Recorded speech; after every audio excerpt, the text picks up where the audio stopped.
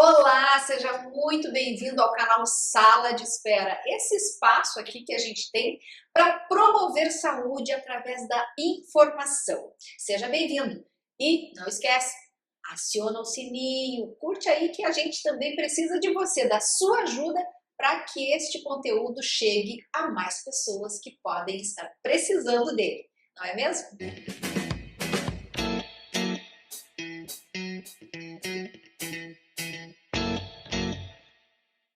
Hoje eu vou conversar com a doutora Tatiane Caldeira Ouzefer. Ela é cirurgiã dentista pela Universidade Estadual do Paraná, é mestre em periodontia pela São Leopoldo Mandic e especialista pela URGS em periodontia. Você sabe o que é periodontia? Mas certamente você tem uma sensibilidadezinha, não é mesmo? Ou sabe de alguém que tem, não é? Seja bem-vinda, doutora Tatiane, tudo bom? Tudo bem, obrigada, Grace, obrigada pelo convite. Muito feliz em estar aqui com você. Nós é que te agradecemos pela generosidade de estar conosco aqui para conversar sobre sensibilidade dentária, porque afinal de contas, na tua cadeira de dentista, deve pintar muita gente com sensibilidade, doutora. Isso mesmo. Cada vez mais no consultório odontológico, os pacientes chegam com a queixa de sensibilidade. E aí, na maioria dos casos, essa sensibilidade são em dentes que têm a raiz exposta. Então, a gente acaba tendo a raiz exposta do dente devido a uma recessão gengival e não necessariamente o tamanho da recessão é proporcional à sensibilidade. Porque muitas vezes o paciente tem uma recessão ou retração gengival pequena, mas já com desgaste ou de esmalte ou de dentina, que é a parte da raiz do dente, e com isso pode ter um agravante na sua sensibilidade. Sensibilidade é diferente de dor, não é? Então, a gente pode, assim, digamos que classificar sensibilidade ou dor, tem uma diferença? Geralmente, a dor do dente, ela é uma dor assim mais no dente como um todo. Às vezes o paciente morde, sente que tem um dente doendo, ou é uma dor mais aguda, ou é uma dor constante. Já a sensibilidade, ela geralmente está ligada quando o paciente ou toma algum líquido mais gelado, ou algumas vezes com açúcar, com a diferença de pH ou de temperatura que o alimento pode levar na boca do paciente. Aí ele vai ter essa sensibilidade, que é como se fosse uma fisgada, algo que incomoda. Não é constante, mas de vez em quando dói um dente, que eu também não sei qual é, geralmente é assim que eles chegam. É verdade, né, doutora? E às vezes também pode levar uma dor aguda também, né? Sim, pode ter uma dor aguda. Muitas vezes no inverno os pacientes relatam maior sensibilidade, ainda mais aqui no Rio Grande do Sul. Quando entra um ar gelado, dependendo do grau de desgaste dessa raiz dentária, ele geralmente tem um grau de sensibilidade maior. Então, por causa do frio? Por causa do frio, geralmente pelo frio. Então, tu falou agora, doutora, em alguns fatores. O frio, coisas geladas, alimentos a também. Diferença de pH, às vezes alimentos ácidos também podem dar essa sensibilidade. A diferença do pH da saliva, deixando ela mais ácida, pode vir a dar essa sensibilidade. Limão, né? Bom, pensando assim, então, que uma sensibilidade é um pouquinho diferente, as pessoas chegam com confusão no nosso consultório, né? Sim. E aí, como é que aquela pessoa pode entender que ela pode estar sendo acometida de uma sensibilidade? Como é que ela... Existe uma forma do paciente mesmo se autoexaminar ou se enfim, procurar alguma situação em que ele esteja com sensibilidade? Ele pode observar, por exemplo, se essa sensibilidade é quando ele toma algo gelado, ou quando, às vezes, ele até pela respiração bucal, se são dentes anteriores, pode dar. E aí ele observa, assim, ao se olhar no espelho, ele observa se esse dente dele, por exemplo, está maior do que os outros dentes, ou se ele passar a unha, assim, entre a gengiva e o dente, ele pode observar se tem alguma cavidade, se tem algum desgaste nessa região. Então, o principal é ele tentar observar, quando ele toma algo gelado, por exemplo, que seria a maior causa, primeiro identificar em qual dente ele tem essa sensibilidade. E aí depois ele pode ver, não, essa sensibilidade deu nesse momento que eu tomei algo gelado e em seguida passou, ou ela está contínua. E aí a gente consegue verificar as diferenças de causa e, consequentemente, de tratamento para essa sensibilidade. Que normalmente, então, ela vem de uma retração gengival. Isso. Né? Isso a mesmo. gente vai mostrar, então, um caso agora para você, que é um caso de sensibilidade causada por uma retração gengival. E essa retração gengival já é uma retração um pouco mais exacerbada, né, doutora? Sim. Como é que resolve quando acaba tendo esse tipo de retração tão grande? Qual é a solução? Existe solução? Existe solução. Dois fatos importantes a gente observar nesse caso. Que os dois dentes, os caninos, que nós estamos mostrando nesse caso principalmente, eles são dentes que, além da retração gengival, ou seja, a gengiva está acima da linha da onde ela deveria estar, expondo a raiz do dente do paciente, né, de uma mulher nesse caso, aonde a raiz deveria estar cobrindo essa raiz para justamente os alimentos, as bebidas, os líquidos que a gente toma não entrarem em contato com essa raiz e não provocar a sensibilidade. Então a gengiva e o tecido ósseo têm esse quesito de proteger o dente contra a sensibilidade. E depois que essa raiz teve essa exposição, a gente também pode observar que esse dente sofreu, essa raiz reticular sofreu um desgaste. A gente verifica nas fotos que ela tem um desgaste. Por que ela teve esse desgaste? Porque essa raiz desprotegida sofreu traumas, inclusive traumas de escovação. Na maioria dos casos dos pacientes que chegam no consultório, eles chegam ou escovando com escovas de cerdas muito duras, ou escovando com maior força para limpar melhor os dentes.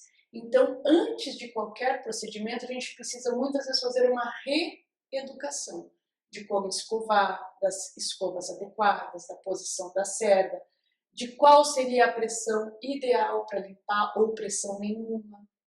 Os pacientes perguntam muito sobre a escova, né, doutora? Muito. E a gente nem sempre tem uma formulazinha de bolo, né, para passar, mas enfim. Para cada paciente existe uma escova. Por exemplo, homens geralmente não gostam de escovas de cabeça pequena, porque muitas vezes eles têm dentes maiores, a boca tem uma abertura um pouquinho maior, então eles já gostam de umas escovas maiores.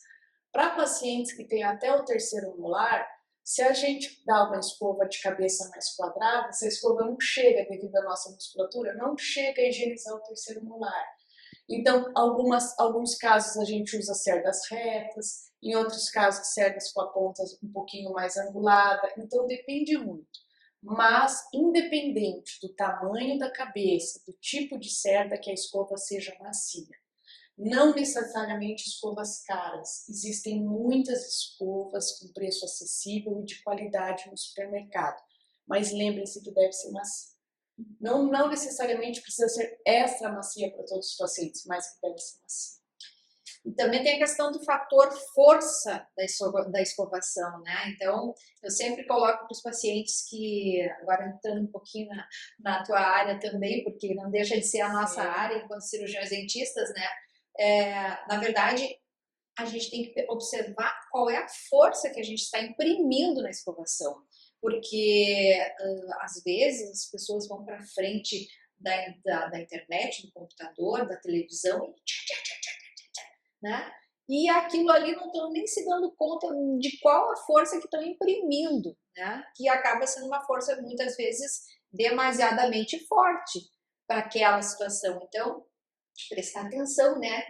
Se tu vai com uma escova um pouquinho mais dura, a força tem que ser um pouquinho menor também, né? Sim. E algo importante para o paciente em casa saber se ele está ou não colocando força é avaliar como, ao trocar a escova, depois de 2 ou 3 meses, de acordo com a frequência de cada paciente, como estão as cerdas dessa escova. Elas estão descabeladas, né? Ou elas continuam na vertical? Se elas estão descabeladas, se elas estão abertas, é porque está imprimindo muita força, colocando muita força na escovação. Então, eu sempre escovo os dentes do paciente no final de cada consulta para que ele sinta que não é a força que vai limpar, e sim a frequência. Que a gente fique naquela região de 2 ou 3 dentes, que é o que geralmente cabe nas cerdas da escova, 5 a 6 vezes. Aí eu vou passar para os outros. Mas o que a maioria diz? É que eu não tenho tempo. Aí eu vou com força para limpar, mas não precisa. Por quê? Porque aí você vai estar machucando a sua gengiva. E uma retração gengival nunca começa de uma noite para o dia. Nunca. Ela sempre começa por pequenos detalhes. Inclusive, eu procuro secar bem a gengiva e avaliar e mostrar para o paciente, olha, aqui está começando uma retração.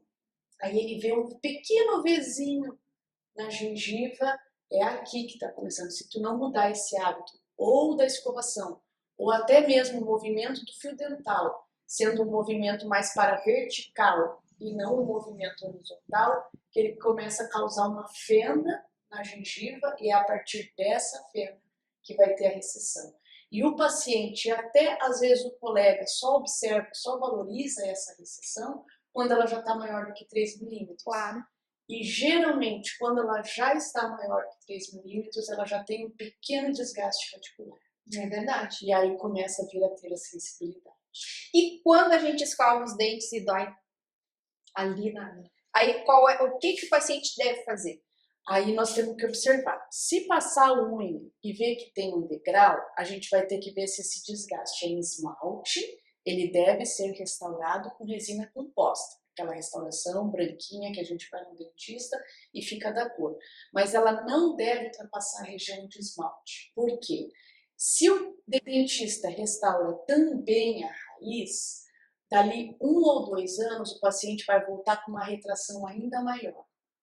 Porque a resina, ela não modifica a posição da gengiva. Pelo contrário, ela pode até temporariamente proteger a raiz do dente.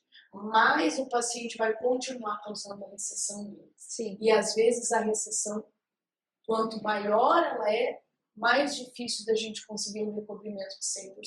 Com certeza. E esse recobrimento, doutora, é muito complicado de fazer? Tira tecido de onde? Dá para explicar um pouquinho para a gente como é que funciona, para as pessoas que já têm um problema mais agravado se sentirem contempladas por essa informação? Claro. Nesse próprio caso que a gente mandou as fotos, né, um dos casos escolhidos pela Grace, a gente pode observar que o recobrimento radicular, ele com a gengiva do próprio paciente, que é o melhor tratamento até hoje em todas as pesquisas científicas feitas para o paciente. Ele é realizado com gengiva do paciente, geralmente são milímetros que a gente remove do céu da boca, no mesmo momento da cirurgia, e coloca na região desejada, da raiz exposta do dente. Ele é um procedimento feito no consultório, com anestesia local, praticamente indolor pós-operatório. A gente não diz totalmente indolor porque foi feita uma cirurgia, vale um pontinho. Mas a cirurgia plástica periodontal, que é essa área que aborda, dentre várias cirurgias, o recobrimento radicular, evoluiu muito.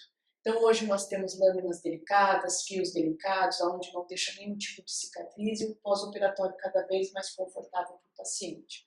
É um procedimento simples de fazer, é uma área que a gente atua já há bastante tempo, nos focamos nessa especialização e os pacientes saem muito satisfeitos. Às vezes os pacientes têm mais de uma recessão na boca, né, mais de uma retração, querem fazer uma. E a maioria, ou quase 100%, volta para fazer as outras, porque o resultado é muito bom, muito satisfatório. Que coisa boa, né?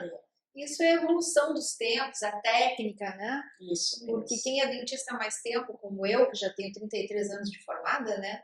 A gente, na nossa época, não existia todos esses recursos, né? E poder acompanhar essa evolução é muito legal por saber que realmente as pessoas podem usufruir desse conforto, né? Sim. Antigamente tinha uma retração e aí... Primeiro que antigamente, quando a gente conversa com os dentistas muito mais, com tempo de formado do que tu, eles falam assim, mas funciona? Sim, funciona.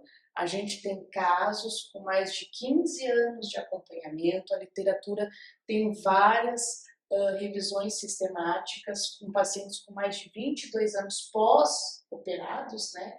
E a gengiva estável, porque tem dois fatores importantes que a gente pode dizer aqui que acontece na recessão gengival. Não é só a exposição da raiz do dente, mas a gengiva, geralmente quando ela vai subindo, quando ela vai retraindo, ela vai ficando mais fina, mais delgada. O que isso significa? Significa que se o paciente continuar traumatizando, por exemplo, com uma escovação traumática, a recessão vai acontecer mais rapidamente, porque eu tenho, vamos dizer assim, uma gengiva mais fininha, uma pelezinha mais fininha segurando ali essa força. Então, o que o recobrimento radicular com enxerto conjuntivo faz? Ele repõe essa gengiva na posição ideal, protegendo toda a raiz do dente e aumenta a espessura. Eu devolvo colágeno para uma gengiva que não tinha mais. Então, eu devolvo uma gengiva inserida. E os estudos nos mostram que quando eu tenho mais de 2 milímetros dessa gengiva de qualidade, essa gengiva inserida, rosinha ao redor do dente, a chance de ter a recessão é muito pequena. Desde que o paciente seja orientado para não fazer os traumas. Novamente criar o mesmo problema, né? Isso mesmo. Então, eu conversei aqui com essa simpatia da doutora Tatiane Ulzefer, que trouxe pra gente, então, esse assunto que é tão abordado no consultório, que é a sensibilidade dentária. Doutora, eu te agradeço muito pelas informações e já te convido para estar conosco uma outra ocasião para a gente falar por mais tempo com outras coisas, porque tem muito assunto por aí, não é? Isso mesmo, eu que agradeço e parabenizo pelo programa. Muito bom, excelente, com muita informação para todos nós, né? Obrigada, minha querida. Um beijo para você e até o próximo Sala de Espera. Tchau!